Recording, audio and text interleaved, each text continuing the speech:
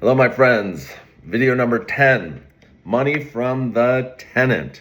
All right, so you've put in an offer on the house. It got accepted from the seller. You've already beaten the seller up and gotten another 10 grand back from the seller. Now I jumped ahead a little bit before, but I tell the seller I want to do another inspection. The house is vacant. Usually I like to buy houses that are vacant unless it's a really good deal. At the inspection, I also advertise an open house.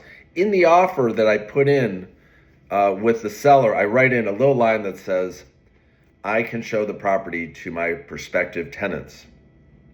They don't read it and they don't care. It's no problem. When I do my inspection, because I'm a real estate agent, I market the house on Facebook Marketplace, and I get a whole bunch of people who come who want to rent to own the property because I market it as a land contract or rent to own option agreement. I get a whole bunch of people that show up for the inspection, which is my open house, which it takes 2 hours to meet all these people. Sometimes a bunch of people show up. And I pick the person that I like the best, and I put them through their, I have to do a little bit more of a job picking the right tenant. They got to have a job. Doesn't matter if they have bad credit, because if they had great credit, they'd be getting a mortgage. But they have to have a good rental history, things like that. That's the most important thing. Good job, rental history, quality of the person. If you want to be really professional, you pick 2 or 3 people, and the next day you go visit them at their home and see how they keep up their home. If the house is a friggin' mess, don't rent to them. If it's clean and tidy and they take care of the property, that's the person you want. Do that extra step, and that will cover your butt. You're buying this property. You're getting 10 grand from the tenant because they want to do a rent-to-own deal. That 10 grand goes to the title company, and it sits at the title company. Because I look at the tenant and say, hey, listen, I'm buying this property. You can't just give me 10 grand. That money sits with the attorneys over at the title company, and I will apply that 10 grand to your purchase price of the home.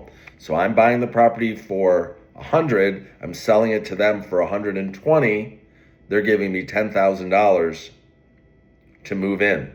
Not 1.5 months security deposit, but 10 grand to move in, sometimes more. Now remember, my friends, on paper it shows that I'm buying the property for 100, but I'm not, am I?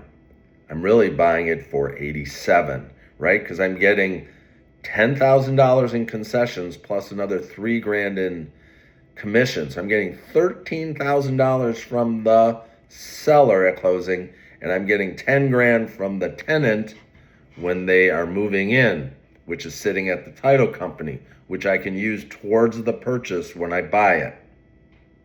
You pick it up when I'm laying down.